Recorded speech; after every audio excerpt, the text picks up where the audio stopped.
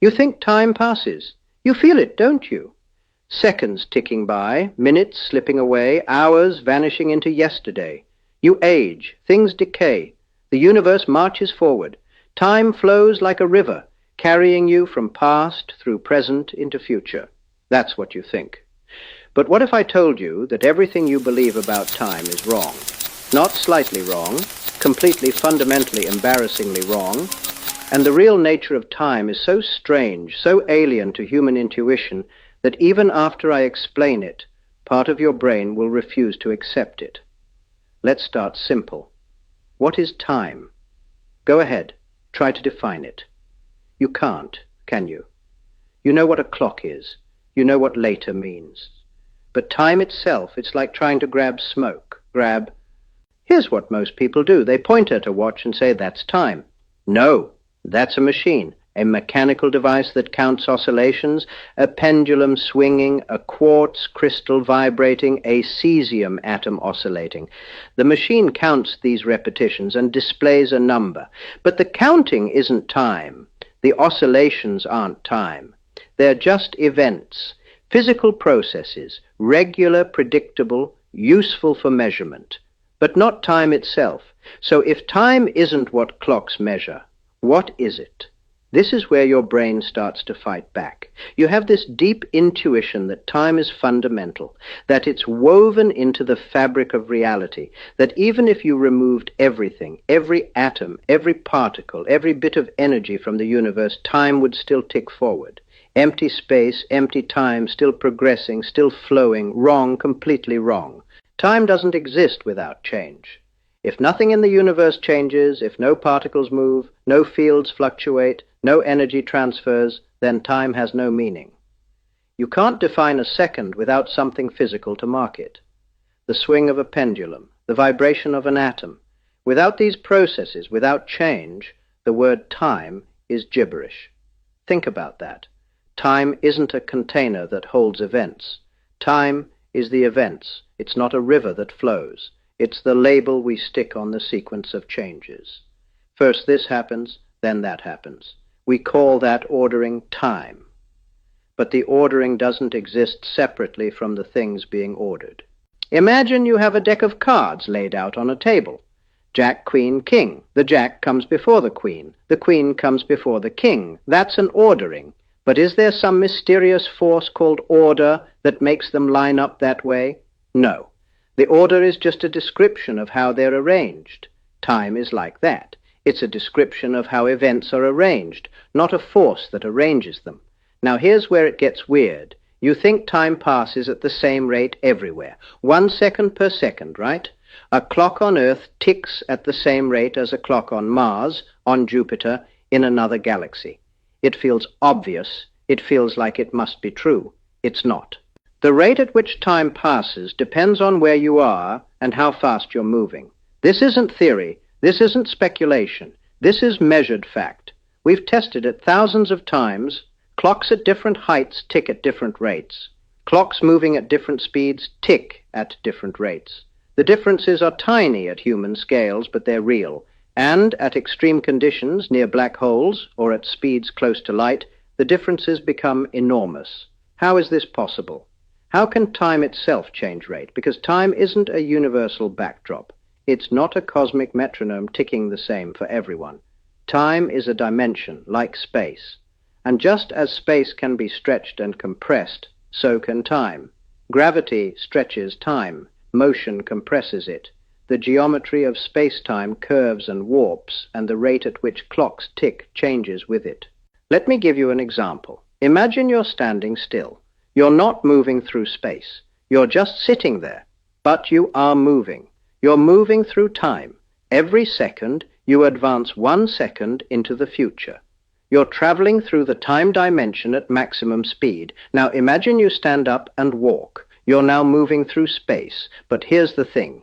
Your total speed through space-time is constant, always. If you start moving through space, you must slow down your movement through time.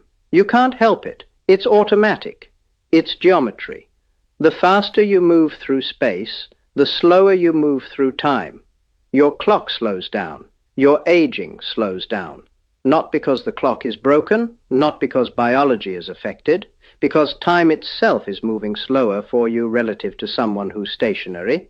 If you could move at the speed of light, which you can't because you have mass, but if you could, you would stop moving through time entirely. For a photon, a particle of light, time does not pass.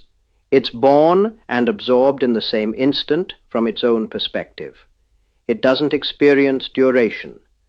The universe is frozen. This is not metaphor. This is not philosophy. This is Einstein's relativity, and it's been tested more thoroughly than almost any other theory in physics. GPS satellites have to account for this. They're moving fast, and they're higher up where gravity is weaker, so their clocks tick at a different rate than clocks on the ground. If we didn't correct for this, GPS would give you wrong directions. It would drift by kilometers per day. But surely you're thinking, surely there's some absolute time underneath it all, some master clock that ticks the same everywhere, some universal now that covers the whole universe. There is no universal now, no cosmic present moment that everyone shares. What you consider now depends on your motion. If you're standing still and I'm moving past you, we slice through space-time at different angles. Events that are simultaneous for you are not simultaneous for me. We literally disagree about what's happening right now. And we're both correct. There's no absolute answer. Now is relative. Think about what this means. Right now, in your reference frame, there are things happening on Mars. But someone flying past Earth at high speed would have a different right now. For them, the events on Mars that are happening right now are different events than your right now. Your now and their now are tilted relative to each other, slicing through space-time at different angles. Time is not a universal stage where events happen. Time is a coordinate, a label, and different observers assign different labels to the same events depending on how they're moving. This destroys the common sense picture. You think the universe is like a movie, frame by frame, moment by moment, marching forward, past, present, future. But that's wrong. The universe is more like a block, a four-dimensional block of space-time where every event, past, present, and future, exists simultaneously. You, me, dinosaurs, your great-grandchildren. All of us exist at different coordinates in the time dimension, just as London and Tokyo exist at different coordinates in space. London doesn't cease to exist just because you're in Tokyo. The past doesn't cease to exist just because you're in the present. The past is just elsewhere in time. The future is elsewhere in the other direction. This is called the block universe, and it's the picture that emerges from relativity. Time doesn't flow. The block is static. What changes is your consciousness moving through it, experiencing one slice at a time. Like reading a book. The whole book exists, all pages at once, but you read it page by page, creating the illusion of a story unfolding. You might be screaming at this point. But I feel time passing. I experience it. Things change. How can time not flow? You experience change. That's different. Your brain processes information sequentially. Memories form. Neurons fire in order. You experience a sequence of states, and your brain interprets that sequence as time flowing. But the flow is in your perception, not in the physics. The universe doesn't flow. You flow through the universe. Let me ask you something else. Why does time have a direction? Why can you remember the past but not the future? Why do eggs break but not unbreak? Why does coffee cool down but not spontaneously heat up? Physics equations don't care about the direction of time. If you film a planet orbiting a star and play it backward, it still obeys the laws of gravity. Perfectly. The equations work both forward and backward. So why does time seem to have an arrow? Why is the future different from the past? Entropy, disorder, probability. There's only one way for an egg to be whole. There are 1 billion ways for an egg to be broken. Splattered here, splattered there, shell in pieces, yolk scrambled.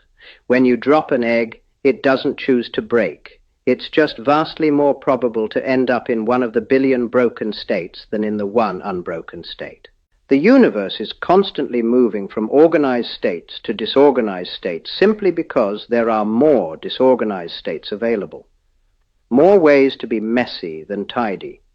This increase in disorder, in entropy, is what gives time its arrow. You feel time moving forward because you're watching the universe get messier. Your brain registers the increase in entropy, and it interprets that as time passing. But time itself has no direction. The arrow is statistical, not fundamental.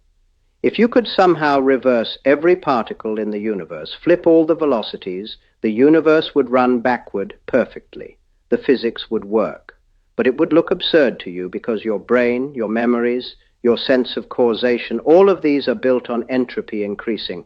Your intuition is a thermodynamic byproduct. Now let's talk about now again. Your subjective experience of now. Right now, you feel present, aware, experiencing this moment. But what moment? It takes time for light to travel from this screen to your eyes. About 10 billionths of a second, but still, time. Then it takes time for your brain to process the signal, maybe 100 milliseconds. Then you become aware of it.